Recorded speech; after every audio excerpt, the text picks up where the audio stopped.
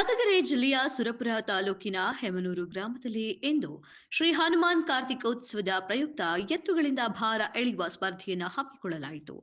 ಈ ಕಾರ್ಯಕ್ರಮಕ್ಕೆ ಶ್ರೀ ಮರಡಿ ಮಲ್ಲಿಕಾರ್ಜುನ ಶಿವಾಚಾರ್ಯರು, ಶ್ರೀ ಗಿರಿಮಠ ಲಕ್ಷ್ಮೀಪುರ ಸುರಪುರ ಹಾಗೂ ಯಾದಗಿರಿ ಜಿಲ್ಲಾ ಯೂತ್ ಕಾಂಗ್ರೆಸ್ ಅಧ್ಯಕ್ಷರಾದ ರಾಜಕುಮಾರ ನಾಯ್ಕ ಆಗಮಿಸಿ ಜ್ಯೋತಿ ಬೆಳಗಿಸಿ ರಿಬ್ಬನ್ ಕಟ್ ಮಾಡುವುದರ ಮೂಲಕ ಚಾಲನೆ ನೀಡಿದರು.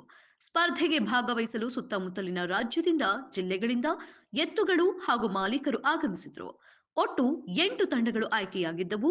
ಅದರಲ್ಲಿ 4 ತಂಡಗಳು ಬಹಳ ಅತ್ಯಂತ ಆಕರ್ಷಕವಾಗಿ ಭಾರದ ಕಲ್ಲನ್ನು ಎಳೆಯುವಲ್ಲಿ ಯಶಸ್ವಿಯಾದವು. ಒಂದೊಂದು ತಂಡವು ರೋಚಕವಾಗಿ ಸ್ಪರ್ಧಿಸಿದವು. ಕೊನೆಯ ಹಂತಕ್ಕೆ ಮೊದಲನೇ ಬಹುಮಾನ ಮೌನೇಶ್ ಬೆಂಡಗಂಬಳ್ಳಿ 31,000 ನಗದು ಬಹುಮಾನ ಪಡೆದಿದ್ದಾರೆ. ದ್ವಿತೀಯ ಬಹುಮಾನ ರವಿಗೌಡ ಮಾತುಪಳ್ಳಿ 21,000 ನಗದು ಬಹುಮಾನ ಪಡೆದಿದ್ದಾರೆ. ಮೂರನೇ ಬಹುಮಾನ ಅಯ್ಯಾಳಪ್ಪ ಮಂಜಲಪುರ 15,000 ನಗದು ಬಹುಮಾನ ಪಡೆದು, ನಾಲ್ಕನೇ ಬಹುಮಾನ 11,000 ನಗದು ಬಹುಮಾನವನ್ನ ಗ್ರಾಮದ ಮುಖಂಡರುಗಳು ಹಾಗೂ ಶ್ರೀ ವಾಲ್ಮೀಕಿ ನಾಯಕ ಸಮಾಜದ ಅಧ್ಯಕ್ಷರಾದ ಶ್ರೀ ಭೀಮಗೌಡ ಯಮನೂರ್ ಅವರು ಬಹುಮಾನವನ್ನ ವಿತರಣೆ ಮಾಡಿದರು.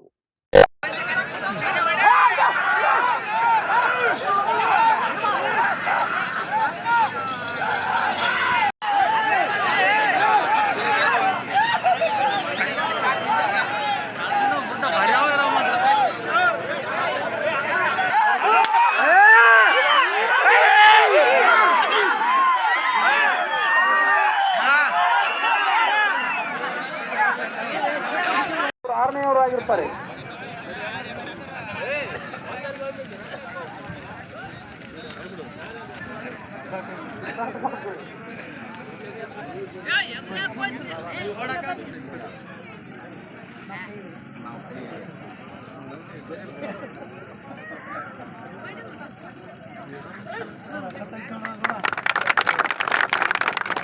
ಕಾರ್ಯಕ್ರಮದ ರೌಂಡ್ ಎಣಿಸುವುದರ ಮುಖಾಂತರ ನಮ್ಮ ಒಂದು ಅಂಪೈರ್ ನಿರ್ಣಯ ಅಂತಿಮ ನಿರ್ಣಯಿಸುವ ಎತ್ತುಗಳ ಮಾಲೀಕರು 6 ಜನ ಮಾತ್ರ ಸೇರುವುದಿಲ್ಲ. ಈ ಆಟದ ಸಮಯ 15 ನಿಮಿಷ ಮಾತ್ರ. ಸಮಯ 15 ನಿಮಿಷಗಳು.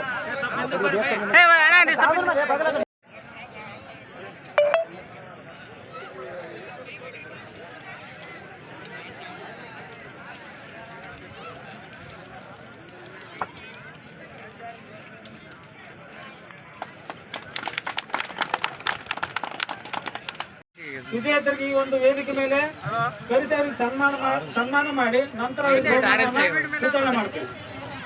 ಸ್ಥಾನ ಪಡೆದಿರ್ತಕ್ಕಂಥ ಶ್ರೀ ರಂಗಪ್ಪ ನಿರ್ಗೇರಿ ಅವರು ವೇದಿಕೆ ಮೇಲೆ ಬಂದು ಈ ಒಂದು ಬಹುಮಾನವನ್ನು ಪಡಿಬೇಕಂತೇಳಿ ಅವರಲ್ಲಿ ಕೇಳಿಕೊಳ್ತಾರೆ. ವಿತರಣೆ ಕಾರ್ಯಕ್ರಮವನ್ನ ಶ್ರೀಯುತ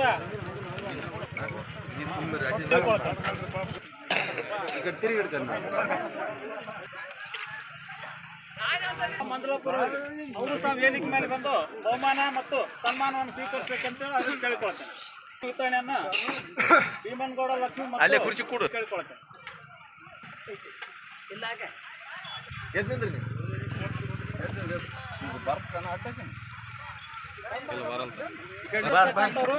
ಶ್ರೀ ರವಿಗೌಡ ಮಾತುಪಳ್ಳಿ ಅವರು ಸಹ ಈ ವೇದಿಕೆ ಮೇಲೆ ಬಂದು ಸನ್ಮಾನ ಮತ್ತು ಈ ಒಂದು ಬಹುಮಾನವನ್ನು ಸ್ವೀಕರಿಸಬೇಕಂತ ಅವರಲ್ಲಿ ಕೇಳಿಕೊಳ್ತೇನೆ. ಒಂದು ಸನ್ಮಾನ ಕಾರ್ಯಕ್ರಮವನ್ನು ರವಿಗೌಡ ಲಕ್ಷ್ಮಿ ಮತ್ತು ಭೀಮಾಶಂಕರ್ ಮಕಾಶಿ ಅವರು ಬಂದು ಸನ್ಮಾನ ಕಾರ್ಯಕ್ರಮ ನಡೆಸಿಕೊಡ್ಬೇಕಂದ್ರೆ ಅವ್ರಿಗೆ ಕೇಳಿಕೊಳ್ತೇನೆ.